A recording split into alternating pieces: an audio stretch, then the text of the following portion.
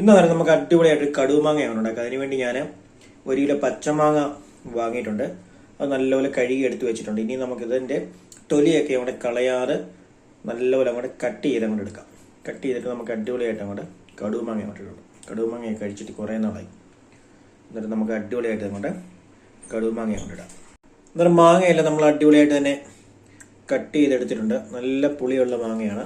നല്ല ചെറുതായിട്ട് കട്ട് ചെയ്ത് എടുത്ത് വെച്ചിട്ടുണ്ട്. പിന്നെ ഇതിലേക്ക് ചേർക്കാനായിട്ട് നമ്മൾ എടുത്തേക്കുന്ന 2 കുടം വെളുത്തുള്ളി കട്ട് ചെയ്തത്, ഒരു ചെറിയ കഷ്ണം ഇഞ്ചി, ഒരു തണ്ട് കറിവേപ്പില, ഒരു 10 പച്ചമുളക്, ഇത്രയും നമ്മൾ കട്ട് ചെയ്ത് റെഡിയാക്കി എടുത്തിട്ടുണ്ട്. ഇനി നമുക്കിതെല്ലാം കൂടെ ചേർത്ത് നമുക്ക് അടിപൊളിയായിട്ട് നമ്മുടെ കടുമാങ്ങ കൊണ്ട് റെഡിയാക്കി കൊണ്ട് എടുക്കാം. അന്നേരം കടുമാങ്ങ ഉണ്ടാക്കാൻ വേണ്ടി നമ്മൾ ചട്ടിയൊക്കെ അടുപ്പത്ത് വെച്ച് തീ അങ്ങോട്ട് കത്തിച്ച് കൊടുത്തിട്ടുണ്ട്. ഇനി ചട്ടി അങ്ങോട്ട് ചൂടാകട്ടെ. അന്നേരം നമ്മുടെ ചട്ടിയൊക്കെ നല്ലപോലെ ചൂടായി വന്നിട്ടുണ്ട്. അതിലേക്ക് നമുക്ക് 2 സ്പൂൺ നല്ലെണ്ണ അങ്ങോട്ട് ഒഴിച്ചു കൊടുക്കാം.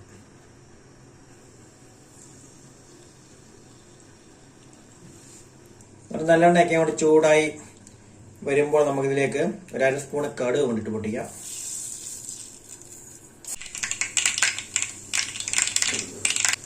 നമ്മുടെ കടുക് എല്ലാം പൊട്ടി വന്നിട്ടുണ്ട്. അതിലേക്ക് നമ്മൾ കട്ട് ചെയ്ത് വെച്ചേക്കുന്ന ഇഞ്ചി വെളുത്തുള്ളി അങ്ങോട്ട് ചേർത്ത് കൊടുക്കാം.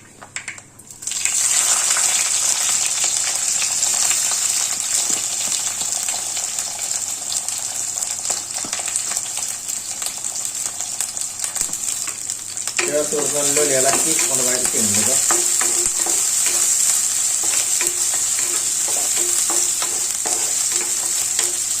അന്നേരം നമ്മുടെ ഇഞ്ചി വെളുത്തുള്ളിയൊക്കെ ഒന്ന് മൂത്ത് തുടങ്ങിയിട്ടുണ്ട്. ഇനി നമുക്കിതിലേക്ക് കറിവേപ്പിലയും അതുപോലെ തന്നെ പച്ചമുളകും അങ്ങോട്ട് ചേർത്ത് കൊടുക്കാം.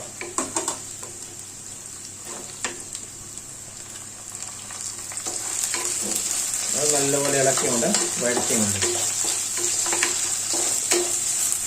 എന്നാൽ നമ്മുടെ ഇഞ്ചി വെളുത്തുള്ളി പച്ചമുളക് കറിവേപ്പില എല്ലാം ഒന്ന് വഴന്ന് വന്നിട്ടുണ്ട്. ഇനി നമുക്കിതിലേക്ക് പൊടിയേറ്റങ്ങൾ അങ്ങോട്ട് ചേർത്ത് കൊടുക്കാം.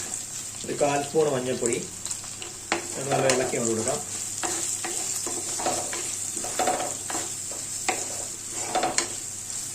ഇനി നമുക്കിതിലേക്ക് 1 സ്പൂൺ കാശ്മീരി മുളക് പൊടി അത് ഇട്ട് കൊടുത്തിട്ട് നല്ലപോലെ ഇളക്കി കൊണ്ട് കൊടുക്കാം. എന്നിട്ട് നമുക്ക് ഇതിലേക്ക് അല്പം കായപ്പൊടി കൊണ്ട് ചേർത്ത് കൊടുക്കാം. അല്പം ഉലുവാപ്പൊടിയും കൂടി ഇത്രയും ചേർത്ത് കൊടുക്കുക. നല്ലപോലെ ഇളക്കി അങ്ങോട്ട് കൊടുക്കണം.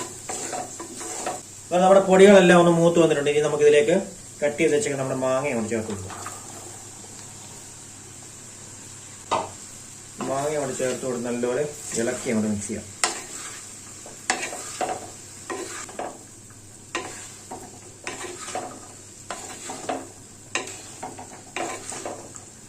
എന്നിട്ട് നമുക്ക് ഇതിലേക്ക് ആവശ്യത്തിന് ഉപ്പ് അല്പം കൂടുതൽ അങ്ങോട്ട് ചേർക്കണം. കാരണം മാങ്ങയ്ക്ക് നല്ല പുളിയായതുകൊണ്ട്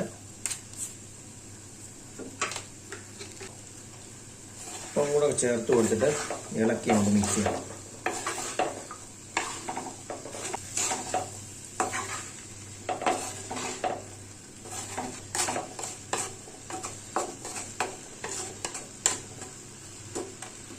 ഉപ്പൂടെ അങ്ങോട്ട് ചേർത്ത് കൊടുത്ത് നല്ലപോലെ ഇളക്കി മിക്സ് ചെയ്തിട്ട് നമുക്ക് ഇനി ഒരു 5 മിനിറ്റത്തേന് അങ്ങോട്ട് അടച്ചങ്ങോട്ട് വെക്കണം.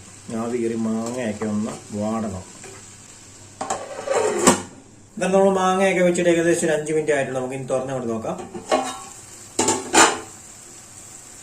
നമ്മുടെ കടുമാങ്ങയിലെ വെള്ളമൊക്കെ എല്ലാം ഒന്ന് ഇറങ്ങി ഒന്ന് വാടി വന്നിട്ടുണ്ട്. ഈ സമയത്ത് നമുക്ക് ഒരല്പം വിനാഗിരിയും കൂടെ അങ്ങോട്ട് ചേർത്ത് കൊടുക്കാം. അധികം ചേർക്കുന്നില്ല, മാങ്ങയ്ക്ക് നല്ല പുളിയുള്ളതുകൊണ്ട് ഒരല്പം വിനാഗിരി കൊണ്ട് ചേർത്ത് കൊടുക്കും. വിനാഗിരിയും കൂടെ ചേർത്തിട്ട് നല്ലപോലെ ഇളക്കി അങ്ങോട്ട് കൊടുക്കണം. ഇളക്കി അങ്ങോട്ട് കൊടുത്തിട്ട് ഒരു 2 മിനിറ്റ് കൂടെ അങ്ങോട്ട് വെക്കാം. വെച്ചിട്ട് നമുക്ക് തീയൊക്കെ അങ്ങോട്ട് ഓഫ് ചെയ്യണം. എന്നാലും നമ്മുടെ അടിപൊളിയായിട്ടുള്ള കടുമാങ്ങ അച്ചാർ ഇവിടെ റെഡിയാവും.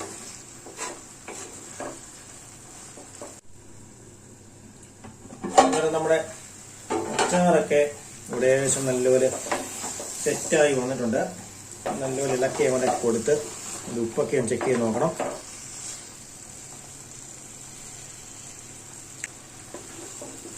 ഉപ്പൊക്കെ നല്ല പരുവത്തിനുണ്ട്, ഉപ്പ് എരിയൊക്കെ. ഇനി നമുക്ക് തീയൊക്കെ അങ്ങോട്ട് ഓഫ് ചെയ്യാം. തീയൊക്കെ അങ്ങോട്ട് ഓഫ് ചെയ്തിട്ട് ഇത് നല്ലപോലെ തണുക്കാൻ അങ്ങോട്ട് വെക്കണം. തണുത്തിട്ട് വേണം നമുക്ക് ചില്ലുള്ള കുപ്പിയിലോട്ട് അങ്ങോട്ട് ആക്കി അങ്ങോട്ട് വെക്കാം. എന്നിട്ട് നമ്മുടെ അടിപൊളി ടേസ്റ്റിലുള്ള കടുമാങ്ങ അച്ചാർ ഇവിടെ റെഡിയാണ്. മാങ്ങയ്ക്ക് നല്ല പൊളിയുണ്ട്. ഇനി നമ്മൾ വിനാഗിരി ഒഴിച്ചതൊക്കെ നമ്മുടെ മാങ്ങയിലൊക്കെ ഒന്ന് പിടിച്ച് നല്ല വലിഞ്ഞൊന്ന് അലിഞ്ഞങ്ങോട്ട് വരണം.